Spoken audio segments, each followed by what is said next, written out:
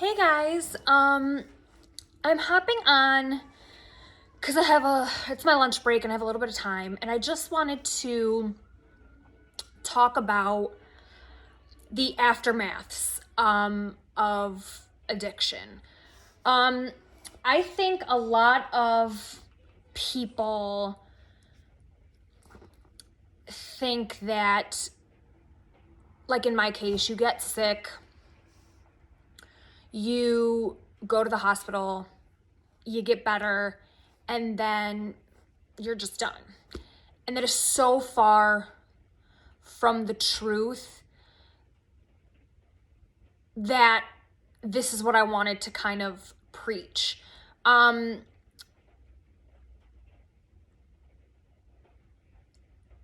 sickness is such a lifelong struggle. And if you survive something as traumatic as I survived, like cardiac arrest and a coma and all of these internal organ failures and all of this stuff, if you survive, because I almost didn't, and a lot of people almost don't, if you get lucky enough to, I want to just preach that it doesn't just stop at the hospital. That there's so much more long term that I think people don't really think about. It's something that kind of, you think, oh, you just get sick, it happens, and then you're done. And that's such a false narrative, because this is 7 years after my cardiac arrest. And to this day, I am still struggling with aftermaths from drinking my life away. So I wanted to do this video to just kind of share some of the aftermath that I'm dealing with, some of the things that I'm still 7 years later dealing with. That it's not just you get sick, you're in the hospital, and then you're done, and then life is fantastic.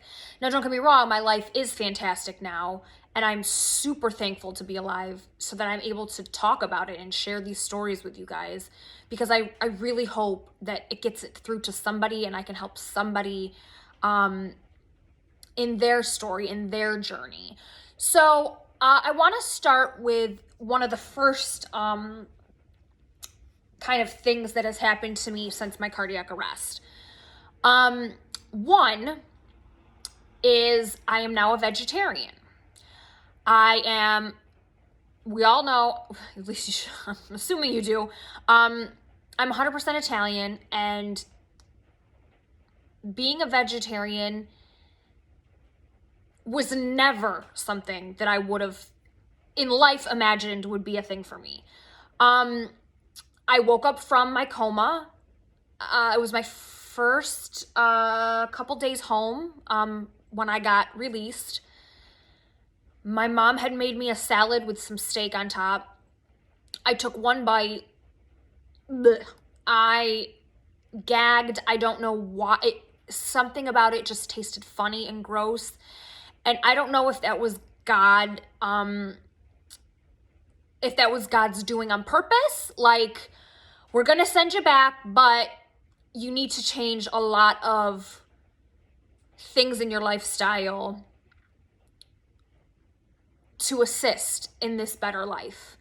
So, becoming vegetarian was not something I'd planned, not something I actually was like, oh, I'm going to just become a vegetarian. It literally made me sick when I got home.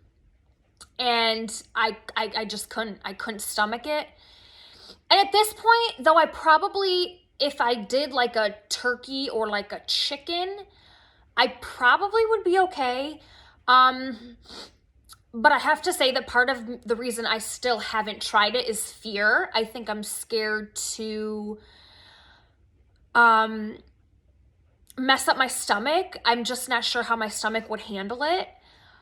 And I spent so much time throwing up in the 6 months up to leading to my cardiac arrest. I was throwing up so much that I honestly tell myself, like I tell people, I think I have PTSD, because anytime I think about throwing up or anytime that I become nauseous, I literally have a panic attack. Like I can't stomach the thought of throwing up because I did it so much that I think now I'm so terrified to do it.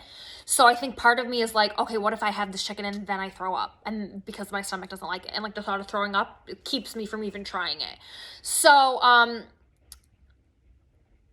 that's been difficult in the sense of I am Italian and I do love meatballs and I do love certain chicken dishes and I do love bolognese and all these amazing Italian meat dishes that I just can't have, or I have to make the vegetarian version of, which is definitely not the same as mom's homemade whatever, you know what I mean?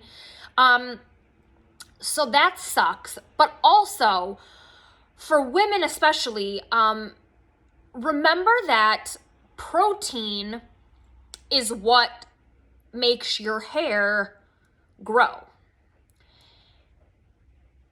I lost so much hair when I got sick due to malnourishment, due to all the medications, due to anxiety and ripping out all of my hair. I lost so much hair. My doctor told me it would be about a year to grow it back.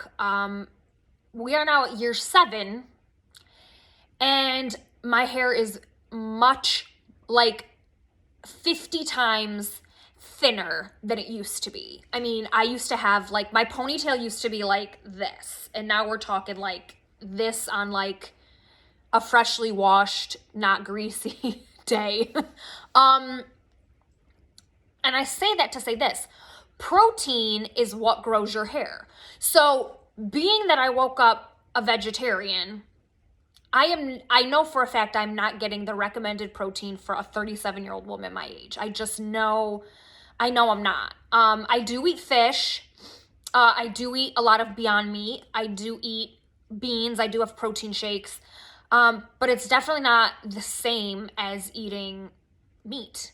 So while I do think it's healthier for my body, if you're a gym person and you're a gains person, and something like this happens to you where you don't plan on becoming a vegetarian, you could wake up and your mind and body is just, and God just has a completely different plan for you. So that's one thing. That I don't know if it's exactly an aftermath longevity downfall, but I guess it could be depending on how you look at it. So that's number 1. Number 2, being that my pancreas was one of the failed organs, I came home a diabetic, and I had 6 months on insulin shots that I needed to do, along with, pricking my finger 3 times a day and, watching my diet. I ended up reversing the diabetes where I had got it under control. I had lost about 50 pounds at this point. So, and I was starting to try to move my body. I was very weak the first month I was home. I could barely stand up for more than 1 or 2 minutes. But I left the hospital a diabetic. So now we're 7 years later. I've lost about 80, 90 pounds. And I am now still, and I think probably forever, will be a diabetic. No, I am not on insulin. I do take the number 1 medication for type 2, which is metformin, which is I think the first round medication that they give to adult type 2 diabetics. I went from 3-4 times a day. I'm now down to 1 to 2, sometimes still 3, especially now around the holidays and stuff like that, when you're eating more sweets and your diet's a little different than a normal diet. You definitely have to up your dosage. But I'm diabetic now. I never was before. And it's not easy. It's not easy in the terms that I love sweets. For one, I'm very much a sweet girl. But I also think it's not necessarily, well, it's not at all, I guess I should say, fun to have to prick yourself every single day, to have to be on another medication that you don't want to be on. And let me tell you one thing about metformin. Once you're on it for a while, your stomach becomes more comfortable and more used to the medication. But I have to tell you, even with metformin extended release, which you can also ask about, which is a little bit more softer on your stomach, I do have to say though, the first month probably that I was on metformin, I legitimately have never been so sick. I was so nauseous. I literally couldn't even get out of bed some days. It was that bad. And then you also, right here, right at the pit of your stomach, it burns and it hurts. You get a pain that like, because the thing is, you have to take metformin. Because metformin is so strong, you have to take it with food. But when you're on it, you don't want to, the first month, you don't want to eat because it makes you so sick. So it's you're stuck between a rock and a hard place where you have to eat to take the medication, but your stomach is so sick from the medication that you can't eat. It's such a rough thing to kind of navigate in the first few weeks, month. So that has been something that's been 7 years later, we're still dealing with. So mind you, these are the aftermaths. This is the longevity of after the addiction. If you survive the addiction, these are all things you can end up with for life if, you know, you choose to not get help and fix the problem. So those are two things. The third thing I want to talk about that I have had issues with, which is not necessarily related to drinking, but definitely can be and can also be related to being diabetic. And that is, I know I mentioned in a video prior, all of my medical things. And one of the things, you can go back and watch that video for the full roundup here, but I had a massive infection in my left eye. And in doing that, or in having that be an issue, and that was due, again, to being in a coma, but now also being diabetic. Diabetic people, or diabetes, should I say, can cause sight and vision problems. So since I woke up in 2017 from my coma, I have had nothing but problems with my left eye. When I got home, at my first follow-up eye visit, everything looked good and my sight was actually improved. And I was shook. I could not believe that, like, how did my eye go through all of that and came out better? Like, that doesn't even, like, that's crazy. So that was God's doing. But on top of that, here we are 7 years later, and I have had nothing but eye problems in my left eye. I think it has something to do with the diabetes as well. So that's, you're kind of a 2-4 there. But I am now in this eye, I was a -7 in this eye. -7 is terrible. I mean, it's honestly worse than a lot of people in their 80s and 90s. Like it's bad. I actually just went for a follow-up today with my eye doctor, and he actually told me that my vision got better. And I made a little short on Instagram and stuff because I'm so excited at the fact that something that small, going from -7 to -6.5, which is now what I am in this eye, that little jump at this stage with everything I've been through is such a big deal. Just that those little 5 points is such a huge thing, and it makes me so happy because I'm like, oh, my eyesight's getting better. Oh my God, I don't care if it's only 5. Like, these are the little wins these days that someone who went through what I went through, like, that's amazing, and it makes me so happy. So there is hope, but I am still at -6.5, which is still really bad. And I also have astigmatism in that eye.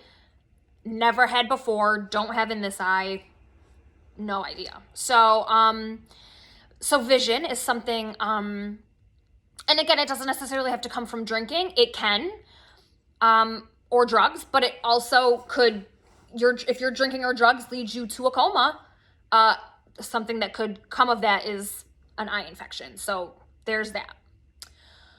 I think those are the 3 big ones. There's also one I want to talk to about as far as brain. Lastly, I'm pretty sure that's the last kind of big thing. Obviously, when you slip into a coma and go into cardiac arrest, more so cardiac arrest, for the amount of time that I was out, you lose oxygen to your brain for that period of time, and it 1,000,000% can cause brain damage. I mean, that's just, I think that's something we all know. But I don't think I really ever realized it until lately. And it's funny because a lot of people are like, oh, well, you're getting old too. I'm like, I'm 37 years old. It's not like I'm, 70 and it's like, oh, now you're, losing your memory. I've always had a great memory, and I think that losing oxygen to my brain, I think is starting to catch up with me a little bit, and I'm finding myself honestly, like real talk, forgetting things. Forgetting things that I never used to, I normally wouldn't. Yes, could it be old age? I mean, I'm 37, I'm not freaking that old. But I also asked a neurologist that I work with, that works with my company, and he said absolutely, cardiac arrest can cause brain damage or memory loss. So I do think there's times when I can catch myself when, like, honestly, this just happened like 2 days ago or 3 days ago, and my husband's like, Chia, like, I told you this yesterday. Like, we had a conversation about this yesterday, and I'm like, are you sure? Like, are you sure? And he's like, yeah, like, I'm sure. We literally just talked about this. And I'm like, are you sure? Like, you talked to me about it? Like, are you? And I never really had that problem before. And I just find myself now so much more easily forgetting stuff or not remembering stuff. And, like, it's one thing if it's like a week or 2 later, but it's like the next day, when I'm like, we talked about this? I don't remember. Like, I honestly, God, I really don't remember. So,